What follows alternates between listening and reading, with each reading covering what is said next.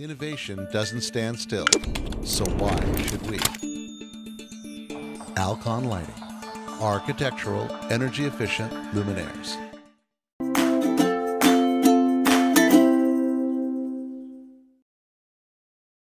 Our wiring is located on the right side of our kitchen.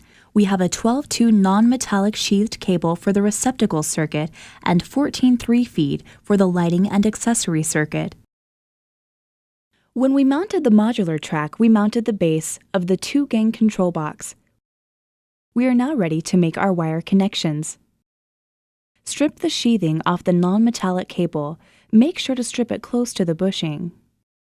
Too much sheathing will make it hard to install the GFCI and dimmer. Once removed, lay out your wires so they are easy to use. On the 12-2 cable feed, label the black and white wires as GFCI. On the 14-3 cable feed, label the red wire lights, the black wire accessory, and the white wire shared. All control boxes and the direct wire fitting come with both right and left-hand pigtail connectors.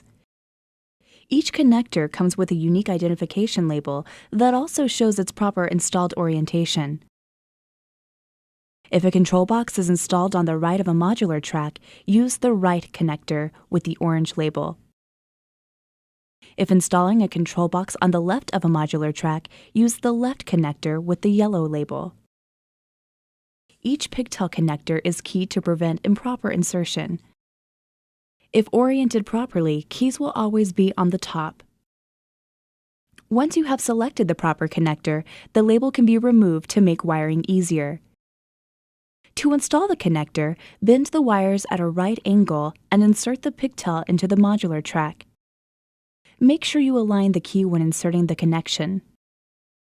The individual pigtailed wires are labeled as to function: receptacle, lighting, and accessory. To make wiring easier, it is important to position the wire connections out of the way of where the devices will be installed. To do this, identify a good location, such as under the front flanges. Pre-fold your wires, then trim and strip the wires. We start with our ground wires. These are bare and green-colored wires. The base of the box comes with a ground lead installed. Leave one end of the bare ground wires long and tie the ground wire together using a pass-through style wire nut designed for grounding. The long end of the ground will be used later.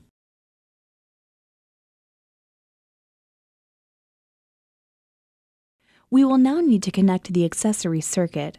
Connect the labeled black wire to the blue wire on the connector pigtail. As before, identify a good location for connectors before you cut and strip the wires.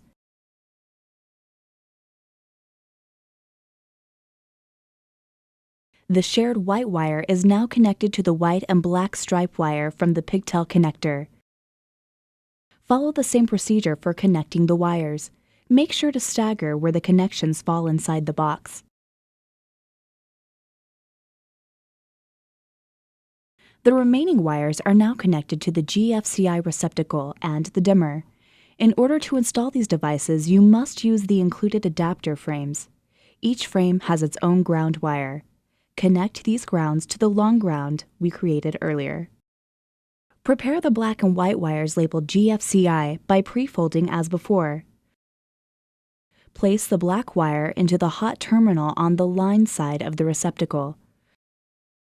Place the white wire in the white terminal on the line side of the receptacle and securely tighten. Now we connect the black and white wires labeled receptacle from the connector pigtail. These connect to the load side of the GFCI.